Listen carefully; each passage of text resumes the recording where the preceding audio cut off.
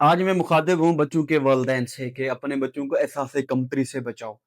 उसकी मैं आपको एक वाक़या सुनाता हूँ कि एक बच्चे ने अपने वालिद के दोस्तों को कॉल करके कहा कि मेरे अब्बा जान इमरजेंसी में दाखिल हैं, तो मुझे कुछ पैसे ज़रूरत हैं।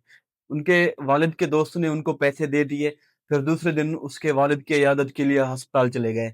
जब वहाँ पे जाके देखा तो वो थे नहीं, तो उनको कॉल किया और उनसे पूछा कि हम आपकी इयादत के लिए अस्पताल आए हुए हैं, आप तो अस्पताल में हैं नहीं। तो उसने कहा कि नहीं, मैं तो बिल्कुल बाखैरियत से हूँ, आपको किसने कहा कि मैं अस्पताल में हूँ? तो उनके दोस्तों ने उनको बताया कि आपका बच्चा कल आया था, हमसे पैसे लेके गया है कि मेरा वालिद साहब इमरजेंसी में दाखिल हैं।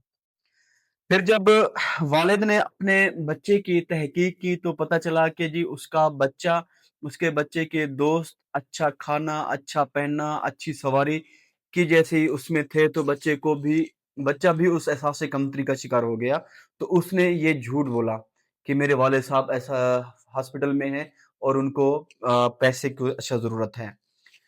ये वाक़या इस वजह से मैंने सुनाया है कि वालिदैन को अपने बच्चों पे नज़र रखनी चाहिए कि उनके जो दोस्त हैं, वो किस कैटेगरी के हैं। हमेशा अपने स्टैंडर्ड के लोगों से मेल-जोल रखना चाहिए और अपने बच्चों को एहसास कमतरी से बचाओ।